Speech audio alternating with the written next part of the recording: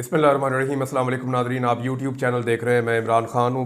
ये मेरा तज़िया भी है और इसमें कुछ हक़ाइक़ हैं जो मैं आपके साथ शेयर करूँगा। ये बहुत इंपॉर्टेंट है। इस वक्त नवाज़ शरीफ अमेरिका में क्यों गए हैं और शहबाज शरीफ सऊदी अरब क्यों गए हैं, इन चीज़ों को ज़रा आपको थोड़ा सा समझना पड़ेगा। गुज़िश्ता चंद दिनों से अमेरिका में और यूरोप में, बरतानिया में, हर तरफ से पाकिस्तान में इंसानी हुकूक़ की खिलाफ वर्जियों के ख़िलाफ़ बहुत ज़्यादा आवाज़ें उठ रही हैं। जो उनके पार्लियामेंटेरियंस हैं वो इसके बारे में खतूत लिख रहे हैं।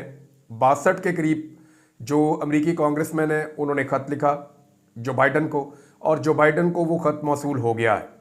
जो बाइडन का जो टाइम है वो ख़त्म हो रहा है और नेक्स्ट ईयर जो है वो डोनाल्ड ट्रंप के आने के इम्कानात बढ़ते चले जा रहे हैं। इलेक्शन काफ़ी टफ है। वहाँ पे जो डेमोक्रेट्स की कैंडिडेट हैं कमला हैरिस, उनकी पोजीशन बहुत कमज़ोर नहीं है, लेकिन डोनाल्ड ट्रंप भी बहुत आगे नहीं है।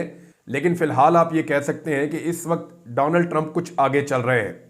तो ऐसी सूरत हाल में पाकिस्तान के अंदर जो पूरा सिस्टम है उसे परेशानी लाहक हो गई है कि अगर डोनाल्ड ट्रंप आ जाएगा तो जो बाइडन की पॉलिसी तब्दील हो जाएगी, और जो बाइडन की पॉलिसी तब्दील होने पर पाकिस्तान में रिजीम चेंज ऑपरेशन से लेकर अब तक जो कुछ भी हुआ है उस पर सवालात उठने लगेंगे। अमेरिका की जो मौजूदा हुकूमत है उसने कुछ ना कुछ करके पाकिस्तान में जो कुछ भी होता रहा उसके ऊपर न सिर्फ आंखें बंद रखी बल्कि आलमी सतह के ऊपर भी इस मसले को ज़्यादा उठने नहीं दिया। लेकिन इसके बावजूद ये फस्तायत थी इतनी बड़ी, यहाँ जुल्म इतना ज़्यादा हुआ है कि उसकी बेशुमार मिसालें अब मौजूद हैं।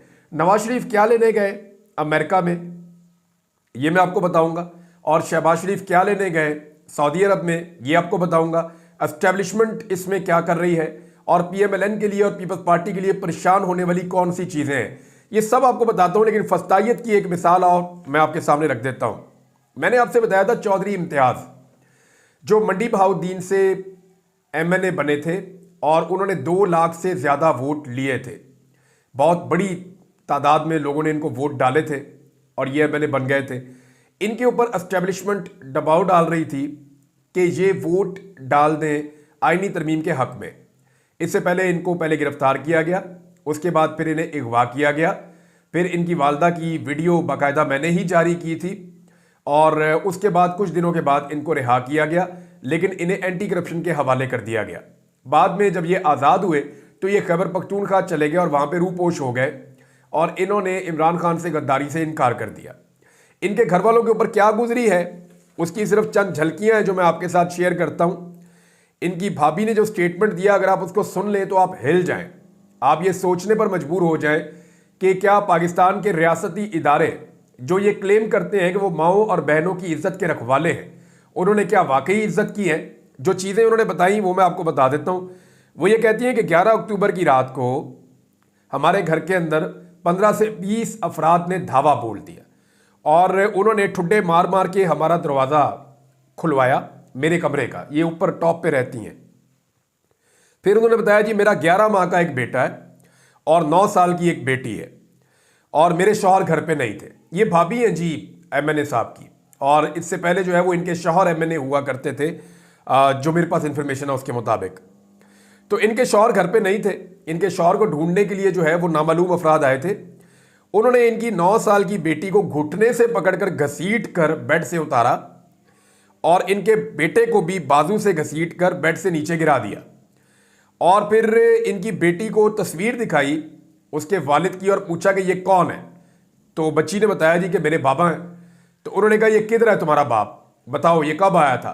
तो छोटी बच्ची को वो लोग इंटेरोगेट करते रहे जो लोग नकाब पोश वहाँ पे एक एमएनए के घर में दाखिल हुए थे। फिर उन्होंने बताया खातून ने कि मुझे सीढ़ियों से घसीट कर नंगे पाँव नंगे सर नीचे वाली मंजिल पर लेकर आए और मुझे लाकर मेरे शौहर के दफ्तर में बैठा दिया। एक नकाबपोश जो है वो अपना पसीना पोंछने के लिए बार बार अपना मास्क उतारता था, तो मैंने उसको पहचान लिया और मेरे पाँव के ऊपर अपना बूट रख के, अब ये मैं आपको बता रहा हूं कि एक एमएनए के घर की खातून है, साबिक एमएनए की गालिबन वाइफ है, वो ये बता रही है कि मैं नंगे पाँव थी, मेरे पाँव के ऊपर अपना बूट रख के उसने दबाव डाला ताकि मुझे तकलीफ हो और फिर मुझे कहा कि अपने शौहर को फ़ोन करो। मैंने कहा जी मेरा कोई उनसे रब्ता नहीं है, मैं घरेलू खातून हूँ, मैं क्या करूँ। तो मुझे तशद्दुद किया गया, गंदी गालियाँ दी गई, नहायत बदतहजीबी और बदतमीज़ी की गई और जो कुछ ज़ुबान वहाँ इस्तेमाल की गई मैं उसे यहां पे दोहरा नहीं सकती। उन्होंने कहा जी कि 3 लोगों ने बदतरीन सलूक किया मेरे साथ और ये तीनों लोग नकाबपोश नामालूम अफराद थे। उनके ऑफिसर ने कहा कि इसको उठाओ और इसके बच्चों को भी उठाओ और अपने साथ ले जाओ। लेकिन बाकी लोगों ने ज़्यादा बदतमीजी नहीं की, कुछ का सलूक अच्छा था, लेकिन 3 लोगों ने बहुत बदतमीजी की है। हमारे मुलाजमीन को बदतरीन तशद्दुद का निशाना बनाया। वो चिल्लाते रहे, किसी की उंगली तोड़ दी, किसी का बाजू तोड़ दिया। एक मुलाजिम जो था उसके कपड़े उतार के उसे इस्त्री गर्म करके भी लगाई गई कि बताए कि मेरा शौहर कहाँ है। उन्होंने कहा उसके बाद मैं सदमे में चली गई और 2 दिन में अस्पताल में रही और 9 बजे ये लोग आए थे और रात 1 बजे तक तशद्दुद करते रहे। मैं वो सारा कुछ नहीं बता सकती, मुझे बहुत शर्म आ रही है। मुझे और मेरे बच्चों को मारने की धमकियां भी दी गई हैं। क्या ये सब लोग माओं और बेटियों और बहनों वाले नहीं थे? क्या हमारे घर में ये सब कुछ करते हुए उनको अपनी माएँ, बेटियां और बहनें नजर नहीं आई? मुझे बताते हुए भी शर्म आ रही है। वो जान से मारने की धमकियां देकर गए। हमने 15 पर कॉल की। मैंने बाद में अपने शौहर से रब्ता किया तो उन्होंने कहा जी 15 पे कॉल करें पुलिस को। मैंने पुलिस को कॉल की। 4 बजे मैं थाने गई, दरखास्त दी तो उन्होंने कहा जी हम मजबूर हैं और आप जानती हैं सब कुछ के क्या हो रहा है, तो आप पर दहशतगर्दी का पर्चा देना पड़ जाएगा और फिर आपको भी उठाकर ले जाएंगे। ये बात पुलिस वालों ने उल्टा धमकियां लगाना शुरू कर दी। उन्होंने कहा जी ना तो हमारी पुलिस बात सुनती है, ना हमारी बातें अदालत सुनती है, तो फिर हम कहां जाएं? इस मुल्क में इंसाफ कहां है? अब ये तो हैवानियत है। इसको तो सदर पाकिस्तान जो साबिक हैं आरिफ अलवी साहब, उन्होंने भी कहा, उन्होंने कहा ये तो हैवानियत है, ये इंसान तो ऐसा नहीं कर सकते। और ये क्यों किया गया? देखें, क्या एक आईनी तरमीम, ऊपर से ऑफिसर ने कह दिया कि ये आईनी तरमीम चाहिए, तो क्या इतनी ज़रूरी चाहिए कि आप औरतों के नंगे पाँव के ऊपर बूट दबा के खड़े हो जाएंगे? क्या कहीं इंडिया पे हमला कर दिया था, या कोई दुश्मन मुल्क था, या कोई दुश्मन फोर्स थी, या कोई एटमी राज है जिनको उगलवाना था? यानी मेरी समझ से बाहर है कि सियासतदानों का काम है आइन में तरमीम करना, मुल्क को चलाना, तो सियासतदानों के काम उनके ऊपर छोड़ दें। लेकिन इमरान खान की मुखालफत में, इमरान खान की जिद में यह निज़ाम वहां तक जा चुका है कि अब अपने सारे कपड़े उतार कर चौक में नंगा खड़ा है। और ये खवातीन जो हैं, ये बच्चे जो हैं, कल आपसे प्यार करेंगे, ये आपसे प्यार नहीं करेंगे। ये जो एमएनए है जब दोबारा वोट मांगने जाएगा तो क्या अपने हल्के में लोगों को ये नहीं बताएगा कि उसके साथ, उसके घर की खवातीन के साथ क्या हुआ? तो क्या ये लोग इसमें प्यार करेंगे? हम तो बहुत सारे मिली नगमे सुनते थे कि आप हमारे मुहाफिज हैं। हम तो ये सुनते थे कि हमारी बहनें, बेटियां, माएँ महफूज हैं, और हमें इस बात की फिक्र नहीं होती थी कि अगर हम ना भी रहे तो बहुत सारे बेटे मौजूद हैं जो हिफाजत करेंगे। तो वो रखवाले, वो हिफाजत करने वाले बेटे कहाँ गए? मेरा सवाल ये है कि इन हरकतों से आपने एक आईनी तरमीम तो कर ली, लेकिन हासिल क्या हुआ? नफरत के अलावा इसमें से और क्या निकला?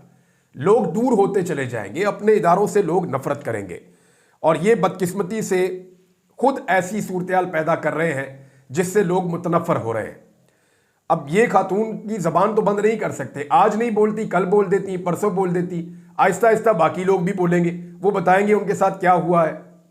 यानी जिस दिन मैंने सारा कुछ बताया कि मेरे साथ क्या हुआ है, पूरी कहानी मैंने वैसे एक रिकॉर्डिंग करके रखी हुई है उर्दू में और अंग्रेजी दोनों जबानों में, कि अगर मुझे खुदा ना खास्ता कुछ हुआ या दोबारा गायब किया गया तो वो सारी कहानी पूरी दुनिया में चल जाएगी और एक एक चीज पूरी दुनिया को पता चलेगी कि हमारा निज़ाम और हमारा सिस्टम किस तरीके से ऑपरेट करता है और किस हद तक गंदा हो चुका है, गलीज हो चुका है। बहरहाल अब आ जाते हैं नवाज शरीफ। अब ये इंसानी हकूक़ की खिलाफ वर्जियाँ हैं जिनके बाद दुनिया में आवाज़ें उठ रही हैं। अब नवाज शरीफ अमेरिका पहुँचते हैं, इस पे मुहित पीरज़ादा ये कह रहे हैं कि नवाज शरीफ जहाँ पे आए हैं अमेरिका में, वाशिंगटन, यहाँ पे कोई ऐसी मेडिकल फैसिलिटीज़ नहीं है जिनके लिए वो आए हैं, तो लिहाजा वो अमेरिकन एस्टेब्लिशमेंट से मुलाकातें करने के लिए आए। ये बात आप अपने जहन में रखें। शहबाज शरीफ गए हैं सऊदी अरब और वो मोहम्मद बिन सलमान के जो करीबी लोग हैं उनको कायल करेंगे इस बात पे कि आप मोहम्मद बिन सलमान के साथ कुछ थोड़ा सा ऐसा माहौल बनाएं, क्योंकि मोहम्मद बिन सलमान डोनाल्ड ट्रंप के बहुत करीब है। ऐसा लगता है कि PMLN ने यह भांप लिया है कि अमेरिका में डोनाल्ड ट्रंप की हुकूमत आ रही है, तो इसलिए डोनाल्ड ट्रंप को वो टैकल कर नहीं सकते। उन्हें इस बात का आइडिया भी है कि डोनाल्ड ट्रंप को बेवकूफ़ भी हम नहीं बना सकेंगे, और मिलिट्री एस्टेब्लिशमेंट या पाकिस्तान की दीगर जो एस्टेब्लिशमेंट है, इंटरनेशनल एस्टेब्लिशमेंट, डोनाल्ड ट्रंप उनसे भी टक्कर दे लेता है। तो ऐसी सूरत हाल में मोहम्मद बिन सलमान, उन्हें लगता है कि वो एक ऐसी शख्सियत है जिसके डोनाल्ड ट्रंप के साथ बड़े शानदार ताल्लुकात हैं, तो मोहम्मद बिन सलमान के जरिए से इमरान खान का पत्ता साफ किया जाए। दूसरा, डोनाल्ड ट्रंप की जो एस्टेब्लिशमेंट है उसको नवाज शरीफ अगर गए मिलने के लिए तो वो क्या ऑफर कर सकते हैं। मैं चंद चीजें आपके सामने रख देता हूं कि इमरान खान से जान छुड़ाने के लिए नवाज शरीफ और शहबाज शरीफ अमरीकी एस्टेब्लिशमेंट को क्या ऑफर कर सकते हैं। देखिए, ये सब जानते हैं, तमाम दिफाई तज्जियाकार ये कहते हैं कि पाकिस्तान को अमेरिका हमेशा सऊदी अरब के थ्रू कंट्रोल करता है। तो वजीर आजम पहुंच गया सऊदी अरब और वजीर आजम का बड़ा भाई जो साबिक वजीर आजम है वो पहुंच गया अमेरिका। तो इसको आप हादसाती तौर पर ना लेंगे, ये दौरे हो रहे हैं, ये हंगामी दौरे हो रहे हैं। ये अमेरिकन एस्टेब्लिशमेंट को मेरी दानिश में इसके ऊपर कोई पक्की खबर तो नहीं दी जा सकती, ये खुफिया है सारा कुछ, लेकिन जो दिमाग समझता है या जो हालातों वाकयात बताते हैं, मेरी दानिश में ये कोई डील लेकर गए हैं। ये क्या दे सकते हैं अमेरिका को, क्या ऑफर कर सकते हैं। तो 4-5 चीजें हैं जो मैंने शॉर्टलिस्ट की हैं जो ये दे सकते हैं और माजी में इनका ट्रैक रिकॉर्ड भी है। नंबर 1, ये ईरान पर अमरीकी हमले की सूरत में या इसराइली हमले की सूरत में ये ईरान का साथ नहीं देंगे, बल्कि ये अमेरिका की साइड पे खड़े होंगे। नंबर 1 तो ये ऑफर किया जा सकता है। नंबर 2, इसराइल की खामोश हमायत पाकिस्तान जारी रखेगा। जैसा कि आप देख रहे हैं कि जो भी इसराइल के खिलाफ एहतजाज करने के लिए पाकिस्तान में निकलता है उसके ऊपर पाकिस्तान में अटैक कर दिया जाता है, लोगों को गिरफ्तार किया जाता है। इसराइल का झंडा जो है फलस्तीन का उठाने की पाकिस्तान में इजाज़त नहीं है और इसराइल के खिलाफ आप एहतजाज करें तो आपको दहशतगर्दी के मुकदमे में गिरफ्तार किया जाता है। फलस्तीनियों के हक में अगर आप निकले तो भी आपको गिरफ्तार किया जाता है। तो एक ये बहुत सारे विजुअल्स इनके पास मौजूद हैं जिससे ये बताएंगे कि इसराइल के लिए हम गुंजाइश पैदा कर सकते हैं और ये बहुत बड़ी ख्वाहिश है अमेरिका की और इसराइल की कि किसी तरह पाकिस्तान हमारे लिए गुंजाइश पैदा करे। इमरान खान पे ये दबाव डाला भी जाता था, इमरान खान ये बात नहीं माने थे। तीसरा, चीन से दूरी, और ये इस सिलसिले का तो आगाज हो चुका है, आप सब अच्छी तरह जानते हैं, बाकायदा इस पर रिपोर्ट्स आ चुकी है कि आइंदा कितने सालों में पाकिस्तान कौन कौन सी चीजें चीन की बंद कर देगा और कहां से पाकिस्तान चीन से अपने आप को पीछे हटा लेगा। ये बाकायदा रिपोर्ट्स आ चुकी है, मुझे कुछ कहने की और बताने की जरूरत नहीं है। नंबर 4, अफगानिस्तान में जो पाकिस्तान के ताल्लुकात हैं अफगानिस्तान के साथ, उनको अमेरिका की मर्जी के मुताबिक पाकिस्तान चलाएगा। यानी आप ये देखें कि अभी पाकिस्तान में शंघाई ताउन तंजीम का इजलास हुआ तो पाकिस्तान ने इंडिया के बारे में कोई नेगेटिव बात नहीं बोली, बहुत पॉजिटिव बोला, इंडिया के बारे में बहुत अच्छी बातें की। नवाज शरीफ ने कहा कि मैं चाहता हूं कि मोदी साहब पाकिस्तान तशरीफ लाएं। नवाज शरीफ ने कहा कि मैं चाहता हूं कि इंडिया और पाकिस्तान तिजारत करें, हम सस्ती बिजली, चाहे पाकिस्तान में हम महंगी बनाएंगे लेकिन इंडिया को हम सस्ती बिजली बेचेंगे क्योंकि इंडिया की तरक्की हमें बहुत अजीज है। तो नवाज शरीफ साहब ने यह सब कुछ बताया कि जनाब इंडिया के हम करीब जा रहे हैं, जबकि सेम टाइम में अफगानिस्तान के ऊपर पाकिस्तान ने उंगलियां भी उठाई और अफगानिस्तान के ऊपर पाकिस्तान ने इल्जामात भी लगाए। ये पाकिस्तान के वजीर आजम ने किया। तो इससे पाकिस्तान ये बता रहा है कि जनाब अमेरिका की पॉलिसी चलेगी अफगानिस्तान के और इंडिया के मामले में। और पांचवा जो पाकिस्तान ऑफर कर सकता है वो ये है कि भारत और कश्मीर को लेकर पॉलिसी पे यू टर्न, और वो यू टर्न तो पाकिस्तान पहले ही ले चुका है। आपको याद होगा हामिद मीर साहब की खबर थी, वैसे भी सारी दुनिया को पता है कि जनरल बाजवा लाना चाह रहे थे पाकिस्तान में नरेंद्र मोदी को, लेकिन इमरान खान साहब ने उनके इस्तकबाल से इनकार कर दिया था। तो उसके बाद जो है वो नवाज शरीफ साहब ने इस ख्वाहिश का इजहार किया कि नहीं उनको आना चाहिए पाकिस्तान में। तो जो पाकिस्तान की एस्टेब्लिशमेंट सोचती है वही लगभग शरीफ खानदान सोचता है। तो ये चीजें शरीफ खानदान ऑफर कर सकता है अमेरिका को। अब इसके बदले में क्या अमेरिका इमरान खान से छुटकारा देगा शरीफ खानदान को, क्योंकि पाकिस्तान में जो फस्तायत ज़्यादा हुकूमत है उसकी तवालत चाहते हैं ये लोग। अब इस खानदान को जो है वो अमेरिकन एस्टेब्लिशमेंट को समझाना है। तो ये काम पहले तो पाकिस्तानी एस्टेब्लिशमेंट करती थी, अब क्यों नहीं कर रही। देखिए, मैंने आपको हाल ही में ये खबर भी दी थी और डॉन के अंदर बाकायदा इसके ऊपर पूरा आर्टिकल छपा हुआ है कि 40 करोड़ रुपया खर्च किया इस्लामाबाद के एक थिंक टैंक ने, और ये अवाम का पैसा है जिसको खर्च किया गया है, जिस पे मलिहा लोधी साहिबा ने एतराज भी किया था कि अमेरिका में लॉबिंग की जाए मौजूदा हुकूमत के लिए। तो अमेरिका में बाकायदा लॉबिंग शुरू कर दी गई है, अब मुलाकातें अरेंज की गई हैं। लिहाजा सऊदी अरब से जाके वजीर आजम एंगेजमेंट करेंगे और सऊदी अरब को क्या देना है वो शहबाज शरीफ अच्छी तरह जानते हैं। दूसरी जानिब नवाज शरीफ जो है वो जाकर अमेरिका में एंगेजमेंट्स करेंगे। तो ये दोनों भाई मिलकर अब वो ड्यूटी कर रहे हैं जो पाकिस्तान की एस्टेब्लिशमेंट की थी। पाकिस्तान की एस्टेब्लिशमेंट ने ऐसा लगता है कि अपने आप को थोड़ा सा पीछे हटा दिया है। उसकी वजह मैं आपको बताता हूं कि मरियम नवाज का एक घबराहट वाला स्टेटमेंट सामने आया। मरियम नवाज ने कुछ जुमले बोले जो बहुत अजीब है एक तो उन्होंने बड़ा क्लियरली आज के स्टेटमेंट में ये कह दिया कि फितना उन्होंने इमरान खान को ही कहा था, यानी कल जिस फितने के खात्मे की उन्होंने बात की थी या जिसको मारने की उन्होंने बात की थी, आज उन्होंने करार दिया कि वो इमरान खान ही है। पाकिस्तान के इदारों से उन्होंने एक दरख्वास्त की है मरीम नवाज ने, और इदारों को ये कहा है कि वो होश के नाखून लें। इसमें मरीम नवाज ने अदलिया का नाम भी लिया है और पाकिस्तान की फौज का नाम भी लिया है। तो मरीम नवाज ने कहा कि ये इमरान खान है जी सबसे बड़ा फितना, ये लोगों के बच्चों को मरवाना चाहता है, इस फितने से डील करें, इसे कुचल दें, और वैसे ही जैसे कुरान पाक में लिखा है। एक तो आप किसी को फितना कह नहीं सकते। फिर मरियम ने कहा जी कि पाकिस्तान की अदलिया ने, पाकिस्तान के फौजियों ने, पाकिस्तान के लोगों ने और हमने सबने, हमारे बच्चों ने यहाँ पाकिस्तान में ही रहना है। तो ये तो एक चिट्टा झूठ है। ना मरियम नवाज ने पाकिस्तान में रहना है, ना इसके भाइयों ने रहना है। इसके भाई तो है ही नहीं पाकिस्तानी शहरी, वो तो बरतानवी शहरी हैं। नवाज शरीफ जो है फौरी तौर पे निकल गए हैं। जैसे ही इनका इक़्तिदार ख़त्म होगा ये अपने अपने देश में भाग जाएंगे। इनके कारोबार बाहर, इनकी औलादें बाहर, इनकी एजुकेशन बाहर, इनका इलाज बाहर, इनकी छोटी बड़ी सर्जरियाँ बाहर, इनका हर चीज़, इनके घर जायदादें सारे बड़े आज़मों में फैली हुई हैं। ये पाकिस्तान के अंदर सिर्फ इक़्तिदार करने आते हैं, यहाँ पैसा वैसा बनाते हैं, यहाँ पे इक़्तिदार के मज़े लूटते हैं। वैसे ये गैर मुल्की हैं, ये बाहर रहते हैं। जैसे अंग्रेज़ आया था ना यहाँ हुकूमत करने के लिए, अब ये अंग्रेज़ों के लोग हैं, ये यहाँ पे हुकूमत करने के लिए आते हैं। तो ये तो मरियम नवाज साहबा ने चट्टा झूठ बोला है। लेकिन मरियम नवाज साहबा के बोलने में दो चीज़ें क्लियर हो गई। एक तो धमकी उन्होंने इमरान खान साहब को लगाई है, और दूसरी जो चीज़ क्लियर हुई वो ये हुई कि अब ऐसा लगता है कि बराह रास्त मरियम नवाज इदारों से बातचीत शायद नहीं कर पा रही। तो उन्होंने अपनी तकरीर के जरिए से इदारों को कहा कि होश के नाखून लें और इमरान खान को कुचल दें। अब इमरान खान को वो फितना कह रही हैं, हालांकि पाकिस्तान के लोगों ने इमरान खान को मैंडेट दिया, तमाम पाकिस्तानियों ने इमरान खान को वोट दिया। इमरान खान पाकिस्तान में 2/3 अक्सरियत से ज़्यादा कामयाब हुए और उनकी पाकिस्तान के 3 सूबों में और वफाक में हुकूमत है। लेकिन इन्होंने इमरान खान साहब से वो हुकूमत छीन ली है, इमरान खान साहब के साथ ज्यादती की है। अब उनको फितना कैसे करार दे सकते हैं? और दूसरी बात यह है कि ये जो खौफ है मरीम नवाज का, ये अब नजर आ रहा है कि जो बोझ कल तक उठाया हुआ था इदारों ने इनके साथ मिलकर, वो बोझ का एक हिस्सा अब शरीफ खानदान के ऊपर डला है कि जनाब तुसी भी कुछ कर लो।